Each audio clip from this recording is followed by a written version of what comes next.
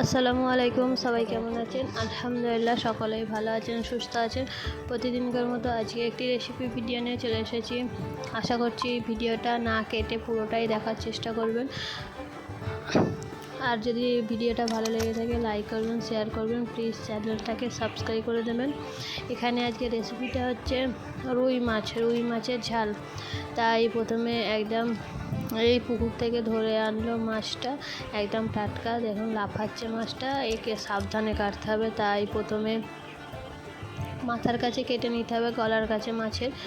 আর এটাকে কেটে নিচ্ছি। কেটে নেওয়ার পরে ভালো করে ধুয়ে নেবো। মাছটা কেটে পরিষ্কার করে ধুয়ে নেওয়ার পরে এতে হচ্ছে নুন আর হলুদ গুঁড়ো মাখাতে হবে। তাই এখানে হচ্ছে যেটুকু নুন লাগবে সেই নুন আর হলুদ গুঁড়ো দিয়ে মাছটাকে ভালোভাবে মাখিয়ে নিচ্ছি। মাখিয়ে হচ্ছে কিছুক্ষণ রাখার পরেই তারপরে হচ্ছে ভাজতে হবে। তাই হলুদ গুঁড়ো আর নুনটা মাছটাই ভালোভাবে সাবধানে মাখাতে হবে যাতে না কাঁটাটা হাতে লেগে যায়।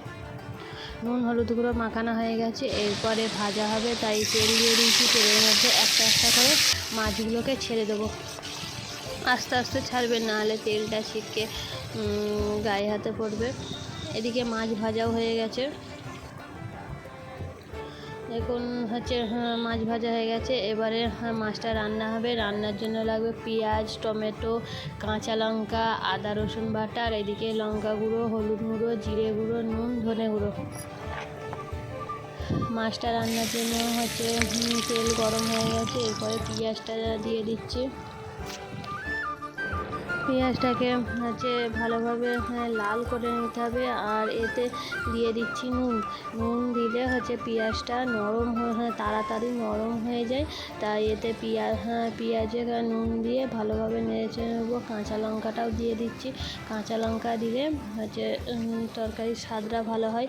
তাই এটাকে ভালো করে হচ্ছে লাল করে নেবো। কাঁচা লঙ্কা আর পেঁয়াজটাকে ভালো করে লাল করে নেওয়ার পরে এতে যে হচ্ছে আদা রসুনের পেস্ট ছিল সেই আদা রসুনের পেস্টটা দিয়ে দেবো।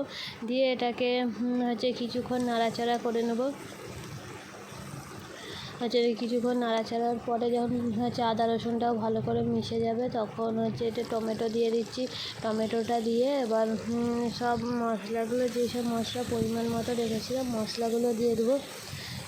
টমেটোটা দিয়ে ভালো করে নাড়াচাড়া করে নিচ্ছি। এরপর এতে হচ্ছে লঙ্কা গুঁড়ো, হলুদ গুঁড়ো, নুন তো আগেই দিয়ে দিয়েছি। তাই এখন দিয়ে দেবো লঙ্কা গুঁড়ো, হলুদ গুঁড়ো। এবার সেই ধনে গুঁড়ো, জিরে গুঁড়ো হচ্ছে সবই দিয়ে দেবো। দিয়ে মশলাটাকে ভালো করে পানি দিয়ে কষে নেবো। বেশি নয়, অল্প পানি দিয়ে মশলাটাকে কষতে হবে। এগুলো সব মশলা দিয়ে ভালো করে নাড়াচাড়া দিয়ে অল্প পানি দিয়ে মশলাটাকে কষে নেবো, যাতে টমেটো আর পেঁয়াজটা পুরো হচ্ছে মিহি হয়ে যায়। তাই এখানে অল্প পানি দিয়ে হচ্ছে মশলাটাকে কষে নিচ্ছি।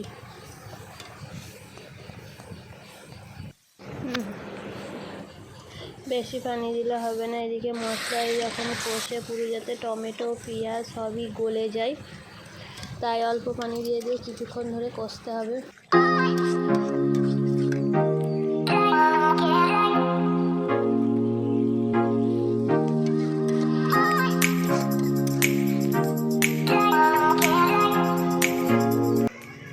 এইদিকে কষা হয়ে গেছে। এরপরে হচ্ছে পানি ঢেলে দেবো। খুব বেশি পানি নেই, খুব বেশি পানি দিলে ঝোল হয়ে যাবে। তাই হচ্ছে অল্প পরিমাণ হচ্ছে পানি দিয়ে হচ্ছে ভালো করে নেড়ে চেড়ে নেবো। নেড়ে চেড়ে নিয়ে হচ্ছে পানি ঢাকনা দিয়ে দেবো, কারণ হচ্ছে পানিটা ফোটার জন্য। এদিকে ফুটে গেছে। এরপরে ভেজে রাখা মাছগুলো একটা একটা করে ঢেলে দেবো। পানি ফুটে গেছে। এরপরে এর মধ্যে মাছগুলো ঢেলে দেবো। মাছগুলো ঢেলে দিয়ে এতে জিরে গুঁড়ো দিয়ে কিছুক্ষণ 2-4 মিনিটের মতো রেখে দিয়ে নামিয়ে নিতে হবে। পানি ফুটে গেছে। এরপরে এতে হচ্ছে আর অন্য কিছু নেই, জাস্ট জিরে গুঁড়ো দিয়ে কিছুক্ষণ হচ্ছে নাড়িয়ে রেখে দেবো। রেখে দিয়ে 2-4 মিনিট পর নামিয়ে নেব। এখন আমাদের মাছ রান্না হয়ে গেছে। কত সুন্দর কালার এসেছে। বেশি ঝোলও হবে না, এমন। আশা করছি এই রেসিপিটা সবাই একবার ট্রাই করে দেখবেন, ভালো লাগবে। আজকের মতো ভিডিওটি এইটুকু। আল্লাহ হাফেজ, সবাই পাশে থাকবেন, সঙ্গে থাকবেন।